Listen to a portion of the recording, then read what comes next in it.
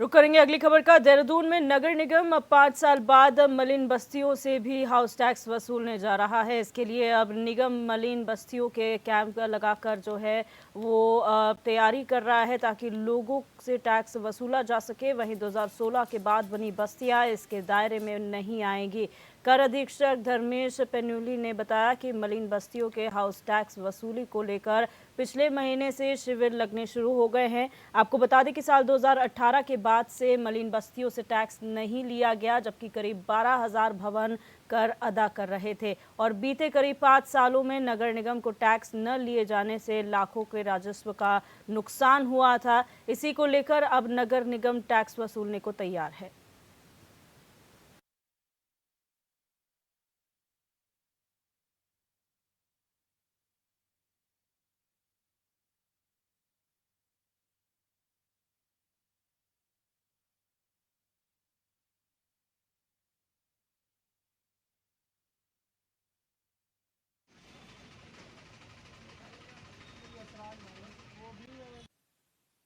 मलिन बस्ती में जो हम लोगों ने कैंप की कार्रवाई शुरू की, वो गत माह से स्टार्ट किया है और वो जो प्रॉपर है वो गाइडलाइंस के हिसाब से टैक्स जमा किया जा रहा है।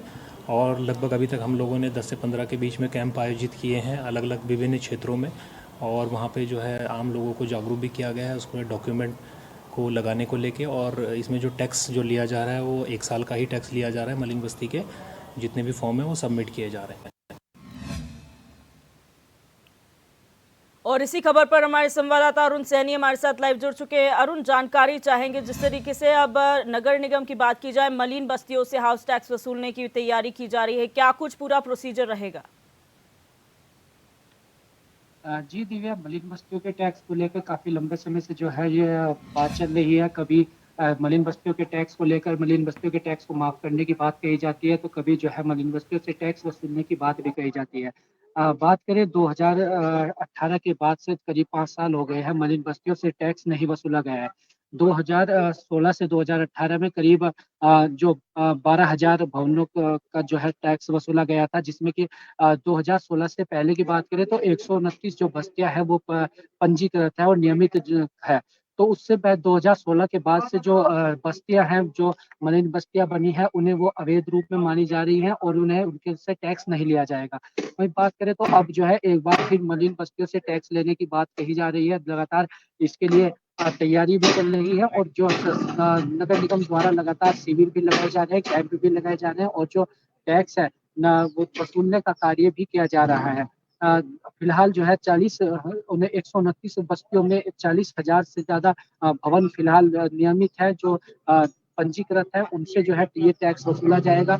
और जो इसके बाद जो बस्तियां हैं, जो 2016 के बाद से जो बस्तियां बनी हैं, उन्हें जो रजिस्टर हुई हैं, उन्हें उसमें नहीं माना जाए, वो बस्तियां उनसे टैक्स नहीं वसूला जाएगा। वो जो बस्तियां हैं वो अतिक्रमण के हिस्से में आएंगी और उन पे वो अवैध रूप में मानी जाएगी। तो लगातार जो है गत महीने से जो है नगर निगम द्वारा शिविर लगाए जा रहे हैं, टैक्स वसूलने के लिए कैंप भी लगाए जा रहे हैं, बस्तियों में जाकर भी कैंप लगाए जा रहे हैं और जो इसका पूरा प्रोसीजर है, एक सिस्टम वाइज जो है पूरी तैयारी चल रही है। और जो टैक्स है वो टैक्स वसूलने, क्योंकि बात करें तो जिस तरीके से 5 साल से जो है नगर निगम ने बस्तियों का टैक्स नहीं वसूला है, तो इससे जो है राजस्व की हानि भी जो है नगर निगम को हुई है। तो अब बीच में जो है अतिक्रमण को लेकर भी जिस तरीके से अतिक्रमण अभियान चला, उसके बाद हाई कोर्ट का जो बस्तियों का अतिक्रमण हटाने की बात सामने आकर कही थी, तो उसके बाद से जो है हाउस टैक्स था वो वसूलना बंद हो गया था। तो अब दोबारा ये है जो प्रक्रिया है एक बार पुनः शुरू हो रही है और अब एक बार फिर बस्तियों से टैक्स वसूला जा रहा है। और जो भवन है उनसे, और जो उनसे टैक्स वसूला जा रहा है, और जो भवन नियमित नहीं है या जो 2016 के बाद में बने हैं, जो बस्तियां बनी हैं, उन्हें अवैध रूप में माना जा रहा है और उनके खिलाफ जो है अतिक्रमण की कार्यवाही भी लगातार नगर निगम द्वारा की जा रही है। बाद से जितनी भी यहाँ पर बस्तियां बनाई गई हैं, मलिन बस्तियां बसी हैं, वो सब अवैध मानी जाएंगी, अतिक्रमण के तहत आएंगी।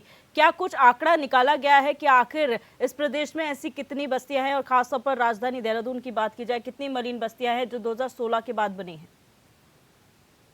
जी देखिए, 2016 से पहले की बात करें तो 129 बस्तियाँ जो है वो पंजीकृत है और उसके बाद जो बस्तियाँ बनी हैं ये सैकड़ों की तादाद में बस्तियाँ हैं, जहाँ पर कई ऐसी बस्तियाँ हैं जहाँ अतिक्रमण हो रखा है, तो इन बस्तियों को जो है चिन्हित किया जाएगा और लगातार इन्हें चिन्हित किया जा रहा है। नगर निगम की तरफ से इस पर कार्य किया जा रहा है और ये जो आंकड़ा है सर्वे का काम नगर निगम की तरफ से चल रहा है और जो भी बस्तियाँ इसमें अवैध रूप में आएँगी और जो 2016 से बाद की जो मलिन बस्तियाँ होंगी, उन पर लगातार कार्यवाही भी की जा रही है। इसके लिए नगर निगम द्वारा लगातार सर्वे किया जा रहा है। बोर्ड बैठकें भी में भी ये प्रस्ताव आता है, हम्म। पार्षदों द्वारा भी ये बात सामने आती है और लगातार जिस तरीके से अतिक्रमण हटाओ अभियान भी चला, तो उसमें भी लगातार जो सर्वे किया जा रहा है और जो बस्तियाँ ऐसी सामने आएँगी, सर्वे में सामने आएँगी, तो उस पर जो है कार्यवाही भी नगर निगम के द्वारा की जाएगी। बिल्कुल अरुण, और एक सवाल यहाँ पर ये आता है कि जो अवैध रूप से बनी हुई मलिन बस्तियां हैं 2016 के बाद से वो अतिक्रमण कर हटाई जाएंगी, लेकिन वहां पर काफी तादाद में लोग रह रहे हैं, उनका क्या होगा? क्या उनके लिए कोई अन्य जगह सेटलमेंट की व्यवस्था की गई है या फिर उनको अपने हाल में छोड़ दिया जाएगा? जी दिव्या, अभी तक जो बात सामने आई है, अभी तक तो ऐसा कोई चीज़ उनके लिए सेटलमेंट के लिए कोई व्यवस्था अभी तक ऐसी नहीं बनाई गई है, क्योंकि जिस तरीके से हमने देखा कई बार जो है अतिक्रमण हटाया जाता है। आईएसबीटी की बात करें तो सड़कों पर वहाँ से जिस तरीके से झुग्गी-झोपड़ियों में जो लोग रहते हैं, वहाँ से अतिक्रमण हटाया गया।